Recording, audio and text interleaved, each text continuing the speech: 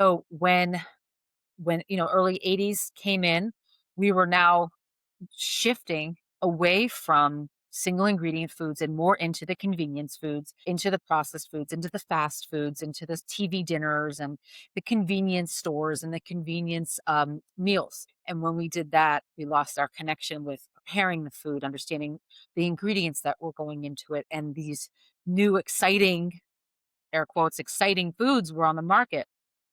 It hooked all of us. It was like we Mhm. all wanted to eat the new thing that was coming out because it was not only we didn't look at it, I don't think as anything bad. We thought of, well, this is saving us time. This is saving us maybe even a little bit of money. It's helping us have, our cake and eat it too, so to speak, right? But Mhm. it was the massive shortcut that all of us fell for. All of us. Welcome to Take Back My Brain with Laurie Hammer, where real healing starts in the brain. I'm Laurie, a functional nutritionist and mom who's walked the path from anxiety and burnout to clarity and calm. Each week, we're going to dive into brain-based tools like amino acid therapy, gut health, fasting, and faith to help you reclaim your energy, emotions, and sense of self.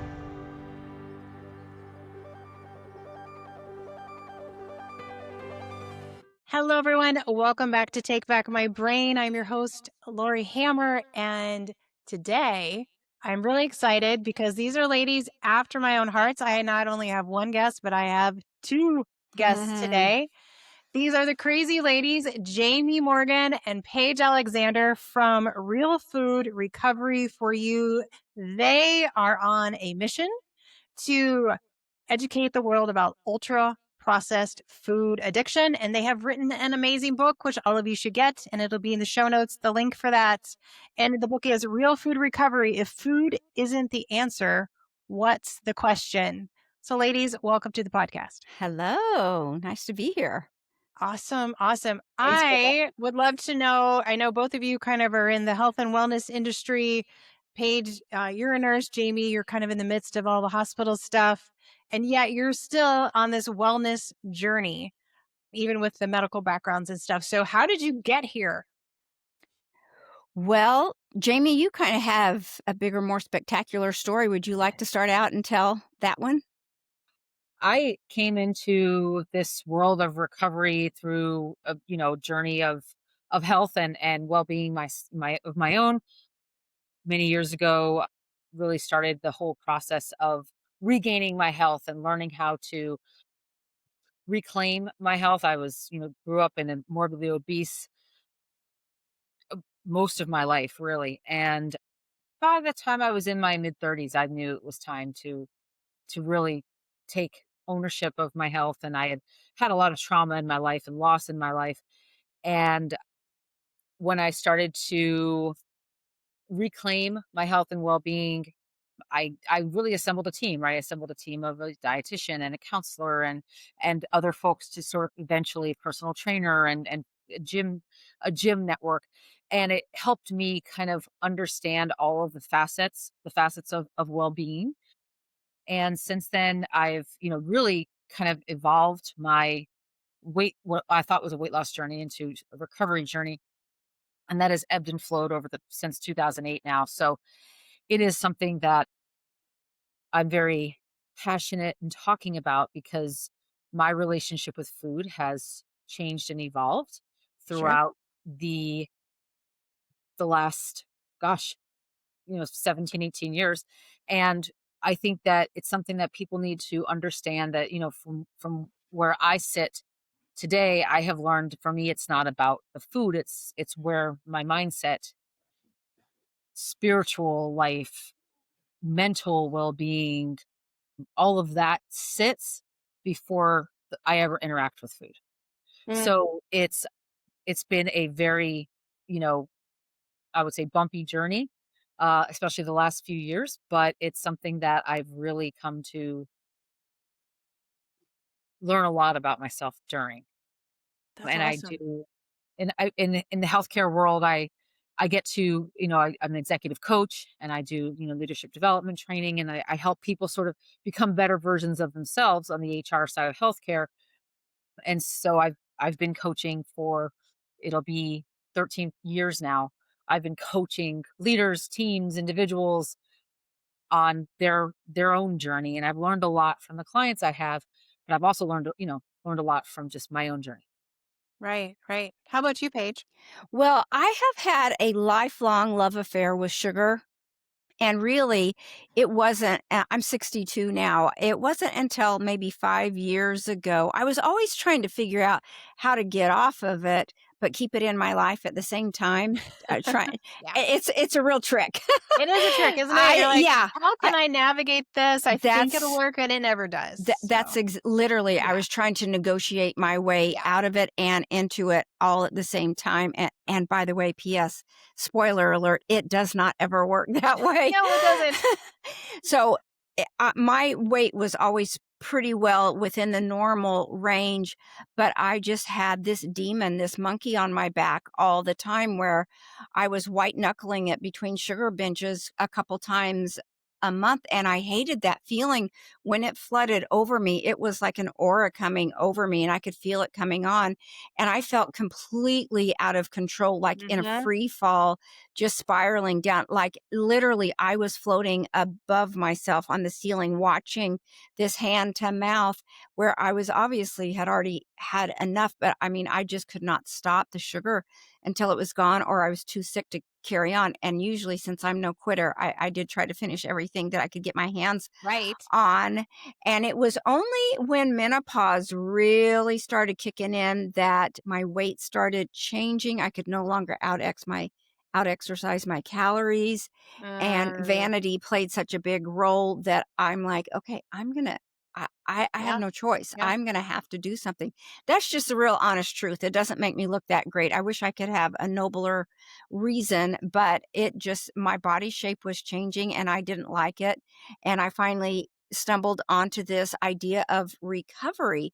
And I'm like, what is that? Because they kept saying this is not a weight loss program. But if you ever want to lose weight, you've got to go through recovery first. It has to be about recovery and healing yourself.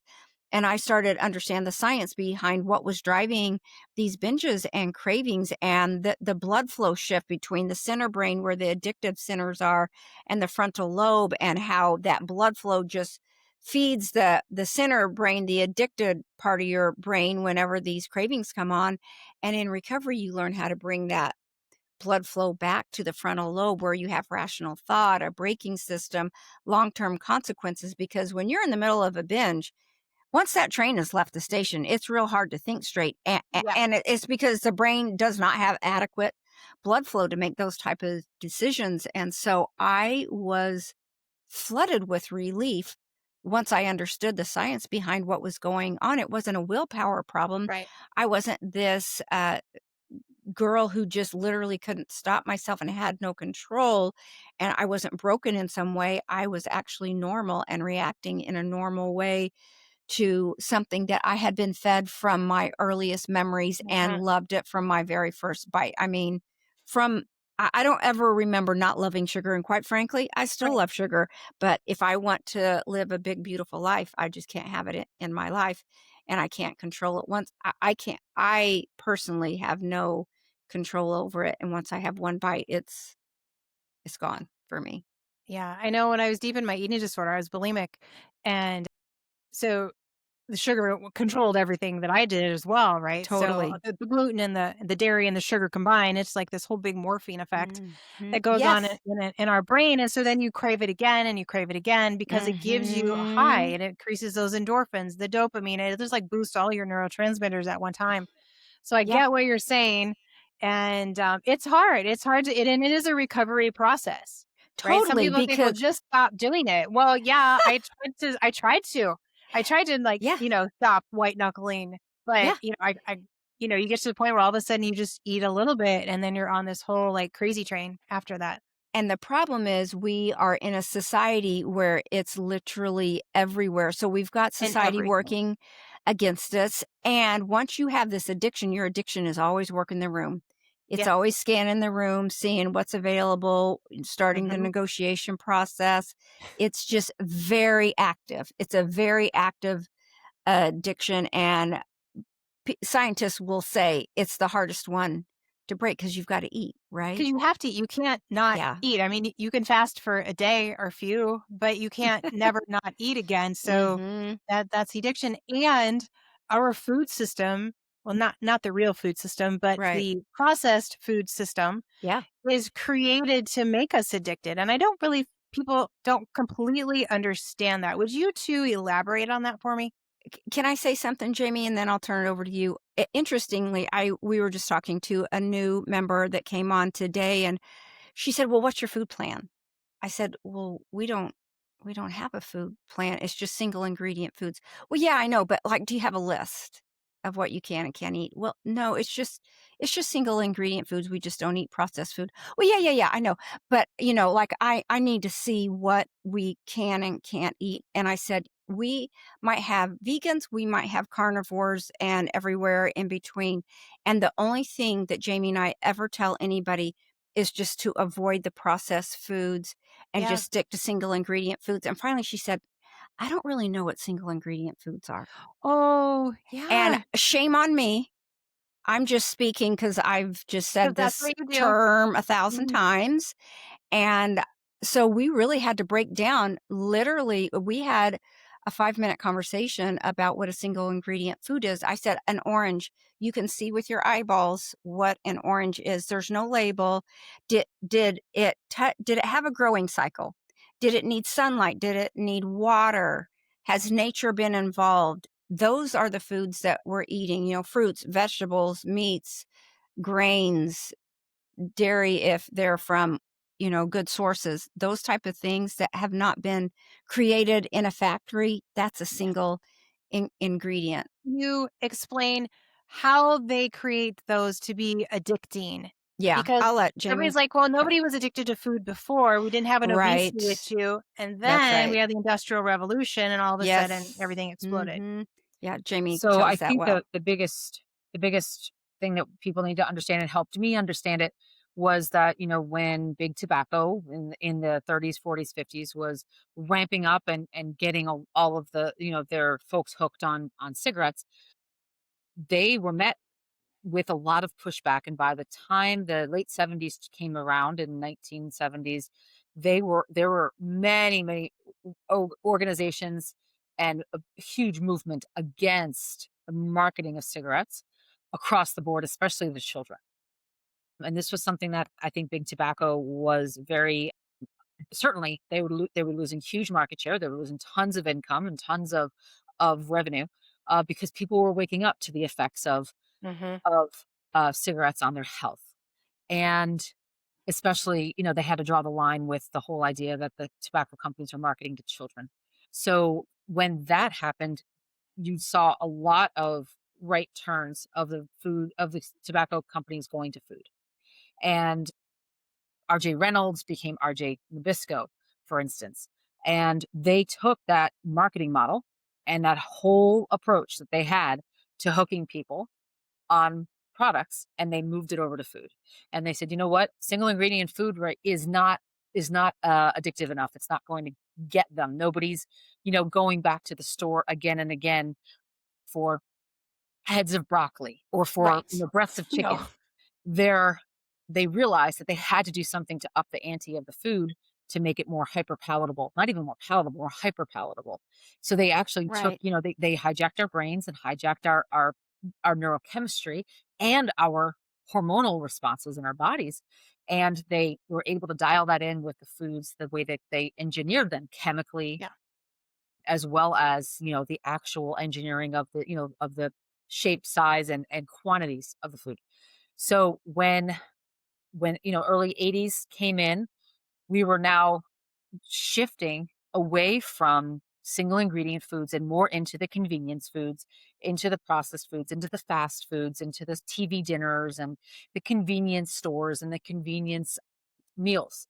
And when we did that, we lost our connection with preparing the food, understanding the ingredients that were going into it, and these new exciting, air quotes, exciting foods were on the market. And it hooked all of us. It was like we Mhm. all wanted to, to eat the new thing that was coming out because it was not only we didn't look at it, I don't think, as anything bad, we thought of, well, this is saving us time. This is saving us maybe even a little bit of money. It's helping us have, our cake and eat it too, so to speak, right? But Mhm. it Yeah. was the massive shortcut that all of us fell for. All of us. I mean, the whole Oh, country, and yeah. eventually rolling out to other countries beyond the US. We all fell for it. And pretty soon we were hooked into those hyper palatable, highly available, easy to eat, easy to source processed foods. Yeah. And not only did it become a sort of a symbol of status, right? Because, I remember growing up, if your parents took you to McDonald's, you were having a good That day. was pretty darn exciting. Mhm. Yes. Or if you had friends who had a birthday party at a processed food restaurant or something, or a candy factory, it was like a thing. It was a big deal. Nobody wanted to be at home while grandma cooked a lasagna for your birthday. You wanted to go out and have an experience. Mhm. So a lot of times people, I think, are equating sort of having a status with eating these foods, and the marketers and the big food industry know that.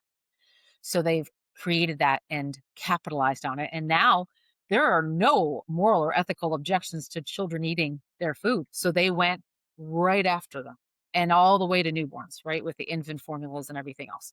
So it's been such a massive shift. So you're right. People before the 70s mostly were not obese. And there was a reason for that, because the food supply was cannibalized in the 70s and 80s. Yeah, it is ridiculous. You look back and you can just really see the progression because all of us are old enough to have seen this progression. Yeah. Where our kids are like they never knew it when people didn't have, weren't obese and they weren't, 75% of the country wasn't diabetic or pre-diabetic, right? Right. It's just kind of what it is right now. But three of us can go back and go, oh yeah, all my aunts and uncles might have been a little bit pudgy at the end of their life, but none of them had any of these issues Right. that were going on right Mhm. now. Like I grew up with a garden and my dad raised pigs and we had our own chickens and my grandparents had chickens and eggs, right? And so we had a lot of the real food, the single ingredient food, but we also ate a lot of macaroni and cheese and pot pies and Captain Crunch and bologna and Velveeta, Yeah. you know. Fried bologna sandwiches. I remember that Oh coming yeah. with It's not with a good. It's slice not of good. American cheese. I mean, it's a heart attack in a package that stuff was. Oh, so bad. Yeah. Mhm. So now that we have such an epidemic, we'll call that the pandemic going on in our country right now, in our world, really. I was just in Pakistan and Oh, they all have diabetes. They all have high blood oh, pressure. interesting. And, they're dying at 65. Right? Because their Interesting. healthcare system is awful, but now I'm seeing all the same medications over there as we have here, and there's obesity, there's all sorts of things going on that they didn't have before. Mhm. So it is filtering into those other countries as well, with the bad seed oils and all those kind of Mhm. things. So it's just rampant everywhere, rampant Mhm. everywhere. So the question is, how do we get out of it? And you guys have written a book on it, which is Yeah. amazing. So I would love for you guys to share, some insights you have in your book. And then you've created a community. So dive into how you ladies are helping people get out of this ultra processed food world that we live in. Your brain runs the show, so don't let toxins run it ragged. God designed our bodies to heal when we remove the interference, and Zeo Charge from Zeolite Labs helps me do just that. This detox magnet targets heavy metals, mold, and other toxins while sparing your essential minerals. It is clean, third party tested, and so easy to use. So I want you to take back your brain today with Zeo Charge. Get it now at zeolitelabs.com. That is Zeolite labs.com. Do you want me to go first, Jamie? Okay. So, one of the things that we feel like we have created, which we've never seen done before, is we have this unique tree of life recovery system where our four main branches are food, the single ingredient food, like we talked about, movement, spirituality. We're not telling people to go to church, whatever that looks like for you, but you Mhm. do need to have a place to turn to when life kicks you in the teeth. And then, did I say movement yet? Oh, You said sleep. movement. Yep. Sleep, movement, and sleep. So those are the four main branches, the cornerstones, if you will, to build your foundation. And then we've got another dozen branches that we build on top of that. And let's just start with the four main branches. Those things, if you have those foundational principles intact, in check in your life, then you've got a solid foundation to build the rest of your life on, because it's pretty difficult to have this big, beautiful life if you're not sleeping, if all you're eating is junk food, if you have no spiritual connection within your own soul, and you don't have any movement going on. All of those things are endorphin producing, dopamine Yeah. producing, but in a gentle, lovely way, not this harsh spikes that you get from ultra processed food. When you bite into that ultra processed food and it goes straight up to your brain, it's registered in the brain, not in the gut, and it cuts off the communication between the gut and the brain. That's a good measuring tool for if that is something that's going to take you out of life. And then the more you get addicted and in that pleasure pain balance, you lose your ability to govern with reason. Because, like I said before, your addiction is always working the room, and you're just working on how can I get my next fix, or how can I white knuckle and stay off of it until my next fix. So, anyway, we have created these core foundational principles, and then we add on top of that, what are you doing in your life for self-management, for purpose, for values, for education, for service to others, inner family work. So we've got like a dozen other things that we encourage people to exercise those branches, so that you are so fulfilled with purpose and this lovely dopamine drip going on all the time, that it satisfies the brain's need to get high or numb yourself when you're bored, you're anxious, you're lonely, any of those things. Because ultimately, when you're using, in air quotes, the ultra processed food, you're using it for a reason. It's to usually numb some type of emotion. But whenever you have these other areas that are so well groomed in your life, it really reduces that need to turn to food for comfort. Yeah, Jamie, I don't know if you absolutely. want to add to that. Oh, Okay. did it beautifully. Nothing to add. I love it. And so you've written on all of that in your book, I'm assuming. Yeah, we have chapters on each Okay. one of those, and how it looks to Jamie talks about how that looks to her, and I talk about, Oh, nice. let's say, stress management. That she'll talk about what that is to her, and I'll talk about what that is to me. And we give a lot of life stories, try to add a little humor in there, and then we end each chapter with kind of how-tos and takeaways that people can easily implement into their life. I love that.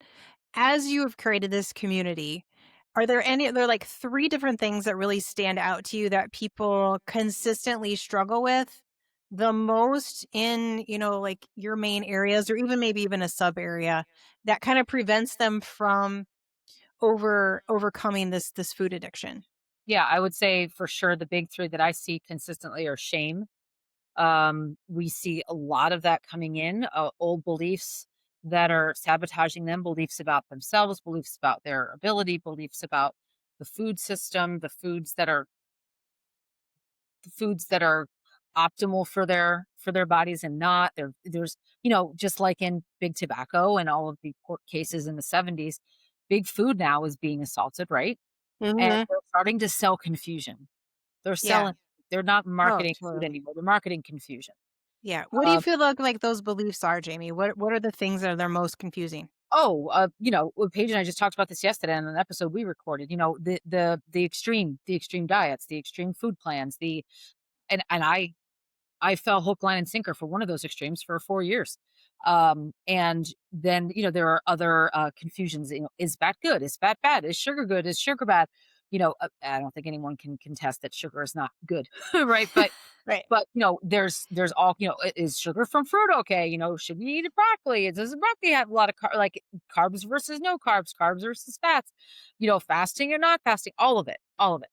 So there's a lot of beliefs that need to be maybe inspected and looked at.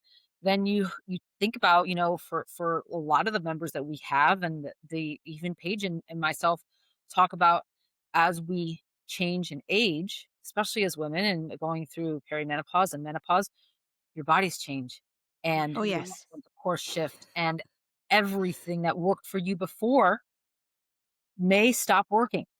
So Mhm. those old mindsets that you picked up as an adult, in my case, I was in recovery and I was an adult and I thought, oh, I'm good. I'm going to eat this way the rest of my life. And then boom, menopause comes and joke's on me. No, you're not.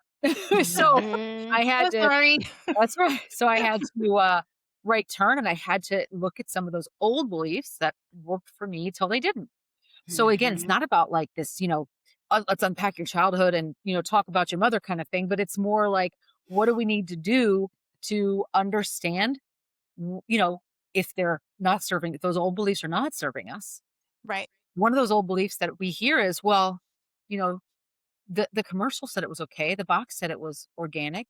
Yeah. The bag said that, it was no trans fats. And why am I feeling like crap eating this? Or, Mhm. why is my scale moving in the direction I Yes. don't want it to? Or, Yes. whatever.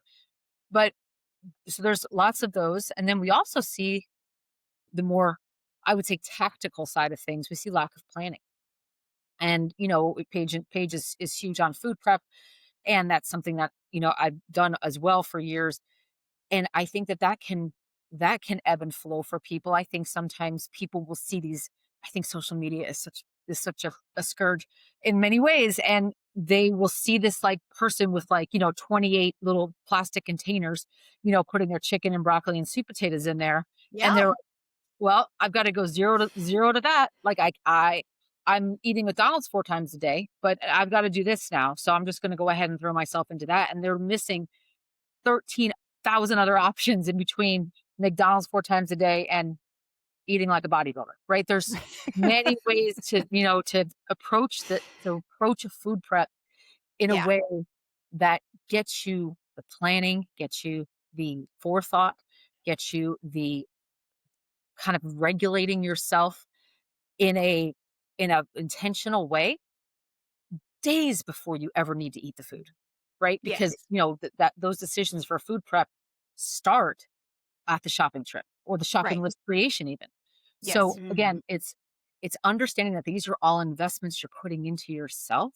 And when you start to see how all of this, you know, time and energy and effort brings you this feeling, this, maybe physique or whatever your goal is that you're wanting, then that's the reward. But so many people think, well, if I'm not, looking like a bodybuilder, I don't have any reward. The reward is in Right. the process. Right. Yeah. And that it is, it's key teaching people the process. And Yes. I've been watching a lot of your videos, Paige, and I love how you're teaching the process. So if you want to share some of that with us, that'd be great. Oh, yeah. One of the big things that I think we do really well is help people with reframing thoughts because Mm-hmm. we have a natural negative bias to us, and so it's easy to get there. It's a little more difficult to spin things around so that we're not in a negative headspace.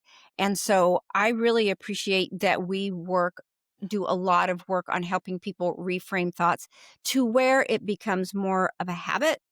And so it's not our first instinct to go straight to the negative, but to spin things to the positive.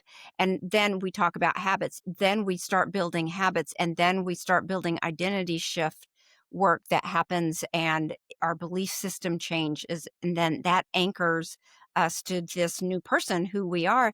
And then we want to stay in that lane instead of going back to that dark place. Because one of the Yeah. things that we do know about addiction is it's very isolating.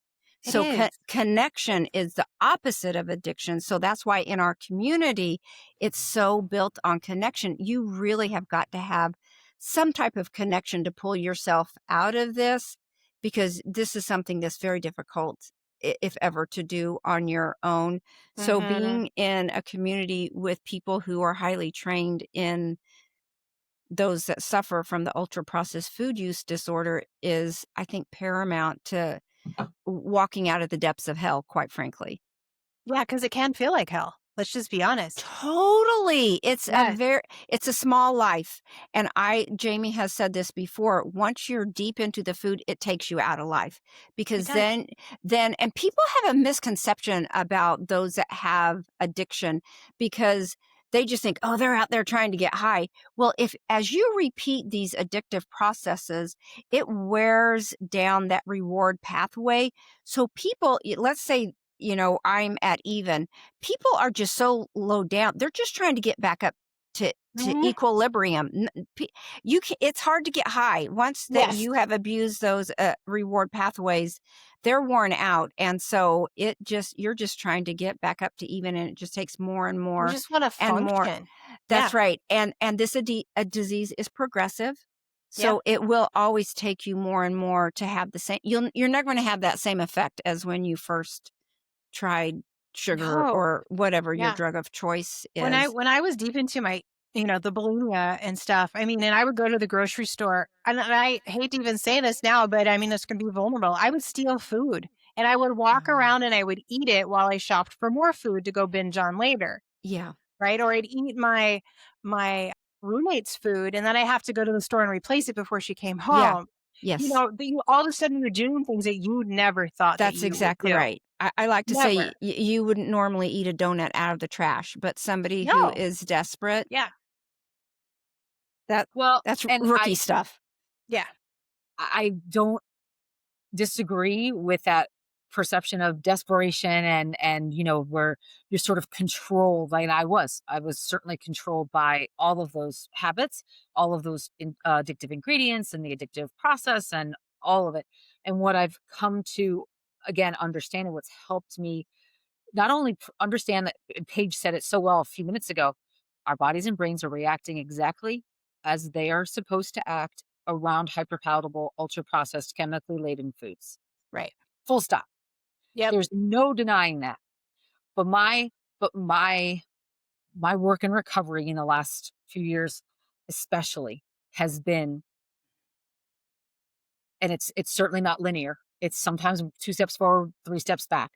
But it's my work now is to understand, why am I looking to an outside substance like food or people or shopping or gambling or whatever? Why am I looking to an outside substance for ease and comfort? What's going on inside of me that needs ease and comfort? What's going on in here? What's happening in my heart? What's happening in my body? What's happening in my head? What emotions need to be felt or processed, talked about? Paige just mentioned connection. Like, what needs to be addressed so that I'm not seeking something outside of me to do a job that only I can do, right? Yep. There's nothing outside of me that can do for me what I'm looking for the food to do. There's Right. nothing. It all Yeah. it's an inside job. And I It think is an that inside job. Yeah, and I helps. talk a lot about, amino acid therapy and stuff and, balancing the brain and nourishing the brain, and then those thought processes, all of a sudden, some of them disappear, like, you don't have to think about it anymore. It just Mhm. the craving is gone, right? The craving is Mhm. gone, and then you bring in those good foods, and it just makes it easier. Or it helps you to, like, what's left over, what emotions are still there, and then you can recognize them a lot easier. So when we're balancing the brain and we're nourishing that brain, then a lot of these other things just become easier to deal with too. So Mhm. there's so many components to all of this. And go ahead, Paige. And if you think about it, think about your mitochondria, those little bitty factories inside the cells. If they are getting all those little macro and micronutrients that they need to have little smiley faces on, on each cell, they're not going to be still craving and looking for other Exactly. things. So if you're eating in a way that nature that you were created to eat, Jamie has a Hmm. famous saying, you're not going to see any fat deer in the wild because they're eating like they were designed to eat. If you Yes. eat like your body was designed to eat, you're going to have little smiley faces inside every one of your cells because they're going to be getting the things they need, not searching for more things. So there's just so much science behind this. But Yeah. going back to one of your original questions, I think that our recovery program is so unique because it just is such a holistic look at everything. It's not we're not here to give someone a food plan. So if someone's looking for a food plan, this is the wrong place to look because that's got to come from within you and we want you to look from within you. We never want to tell people what to do. That's part of the journey for you is to figure out what my body does and doesn't react to. And isn't that a beautiful thing? And doesn't that make you feel good about yourself? And you only find that out through the editing process. We like to say Right. recovery is just a series of edits. But yes, we look at this at the whole person. It's not just about any food plan. You'll never see a list at Real Food No, Recovery. no, but I just What? want to add something to that really quick, Paige. I love what you said about the deer in the wild, right? And eating what we're engineered, what our bodies are engineered and have evolved to eat. But I think if there were trees of Oreos and bushes made of Cheetos, we would see a lot of obese deer, right? So Right. Yeah. the same reactions would happen for them as are happening for us. Yeah, absolutely. Because they're going to become all of a sudden dependent on those chemicals. Think about your house pets. Think about your dogs. Mm-hmm. I mean, how many fat house dogs do you see? Not Jamie's, but A lot. yeah, Not mine either, but a lot. yeah. Yeah. Yeah, I remember, like red dye and stuff. We had this dog, and every time he would get red dye, and we didn't realize he would get it, he would just get aggressive and mean, and all these things. And then here we are, we're feeding our kids red dye. Like we figured it out with our dog, but then all of a sudden we have all these kids with ADD, ADHD, these aggressive behaviors and stuff. What are they eating? We know what they're eating, right? We know exactly what they're eating. If we remove those things from their diet, those behaviors start to go away and their body and their brain can actually heal. Yeah. Yeah. Yeah. And so I love your guys' mission. I love the message you have. I love the community that you have created. I'm huge fans. So because this needs to get into the more hands of more people. Right? Like people are dying without this information. Totally. And Totally. if they're not dying from the complications of obesity or the complications of processed food overuse and abuse, they're dying from the emotional effects of the Yeah. shame that they're carrying, or they're dying Totally. from the from all of the eating disorders that come Yeah. with, right? And in addition, the big three that we always hear about, then there's all tons of other non-specified food and eating Yes. disorders. Yeah. Mhm. So that are Yeah. that I am constantly like, well, the more I read about the way that people manipulate, things like insulin or other, drugs and substances to help regulate appetite, satiety, quantity of Yeah, food the intake. whole GLP-1 phase right now. GLP thing, don't even get me started. So all of that is, there's so much that's affecting people that are driving them to just throw up their Mhm. hands and say, "Forget it. I'm just gonna shoot myself up in the stomach and drink a milkshake twice a day and hope for the best," right? Like Yeah, you that's what gotta they're die as something, Jamie. that's what they're doing. That's what they're Yeah, doing. So I it's just know. it's it's it's crazy to think about, getting back to what our bodies know, the food our bodies know what to do with. And I always Yeah. tell myself that when I'm thinking about making a choice, like, I don't cut food groups out of my life at this stage. And I did for many years. But this stage I don't. And I may again in the future. But right now, that's not where I am. And I ask myself if there's two different things I'm thinking of, and one of them is a something with sugar in it, like a homemade whatever with sugar in it that I saw at a farmer's market, or, a couple of cuties from the fridge, right? What are my options? Well, how do I want to feel after I eat that? I'm going to feel achy. I'm going to feel probably a little tired, or I'm going to feel like I just ate a couple of cuties and life goes on. Okay. Yeah. Does my body know what to do with this baked good from the farmer's market? It doesn't. It really doesn't. I mean, Yeah. of course it has these ingredients Yeah. that are maybe whole, but my body really doesn't. It's hypercaloric. My body Yes. doesn't really know what to do with it efficiently unless I'm going to go out and have a walk or hop on a bike after I eat that. And usually the answer is I'm not. Right. So my body knows what to do with these two cuties, so I'm just going to eat those. Yeah. So So, that yeah. those are kind of decision points and choice points. And I'll also say one last thing. Paige and I talk a lot about habits.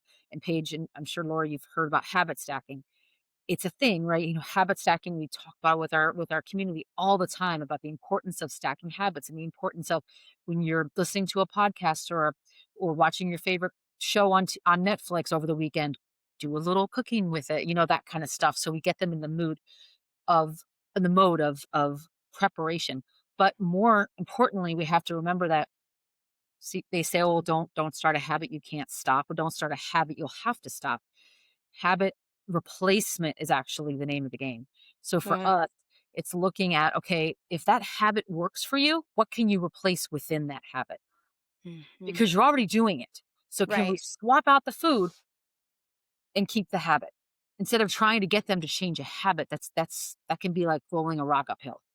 Right. I love that. That's really good. What did you have to say, Paige? Well, when she was talking, it made me think what she was explaining and what we talk a lot about is staying in that future self mindset.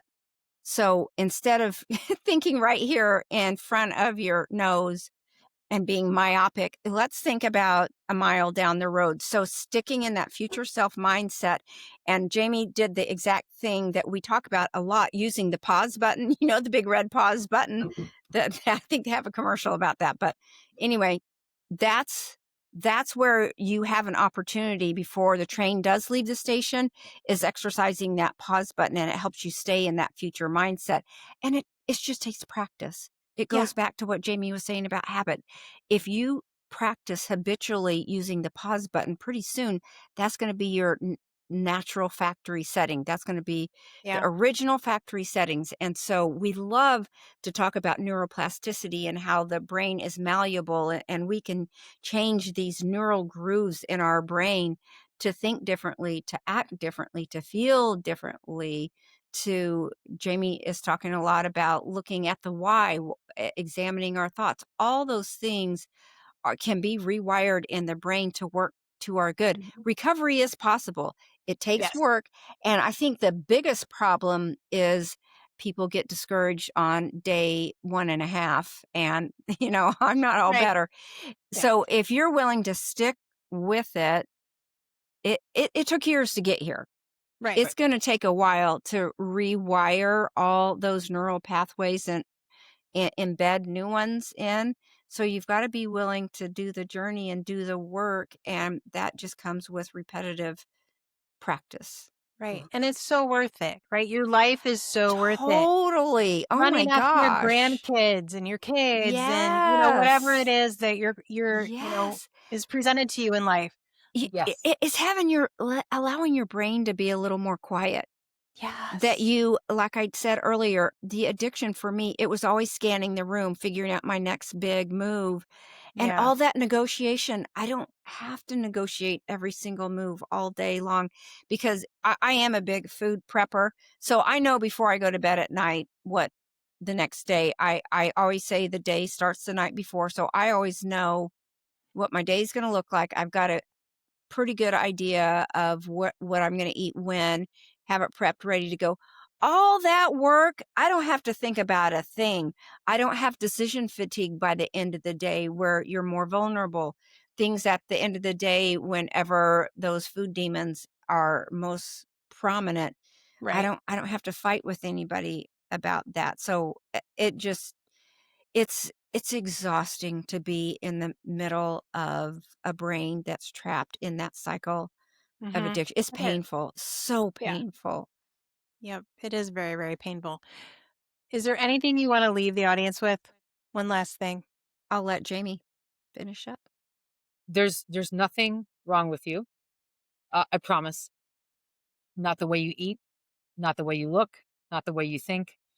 They're just tapes and behaviors and beliefs that need to be examined and replaced with new updated versions. Yeah. And maybe the food will revert back to a couple of centuries ago. And that's pretty much Mhm. it. Yeah, That's it. This is and that's it's just possible. and it is totally possible. Freedom is possible if you're willing to stick in there for the journey, and it's a Yeah. beautiful, messy journey. It's okay. You don't have to be perfect at that either, and you don't have to change everything all at once. In fact, we don't ever tell people to do Right? that. Yeah, And I like to say, if you ain't having fun, you're doing something wrong because it's fun. It can be a Yeah. lot of fun.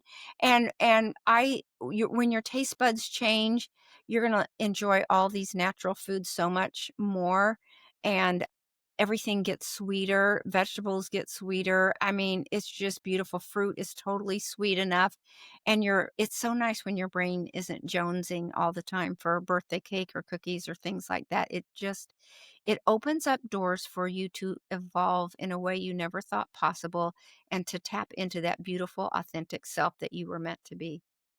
Awesome. Well, thank you, ladies, so, so much. You're very I welcome. appreciate both of you. I love your mission.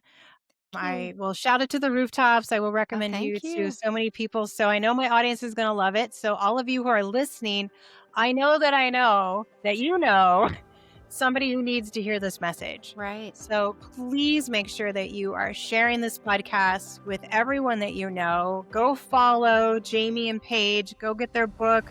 Thanks for listening to Take Back My Brain. If today's episode helped you connect with hope or direction, I want you to follow the show, leave us a review, and share it with someone who needs it. And if you're ready to start your own healing journey, explore our courses and our coaching programs at lauriehammer.com/store. So until next time, remember, you cannot medicate away a nutrient deficiency, and healing your brain isn't just possible, it's powerful.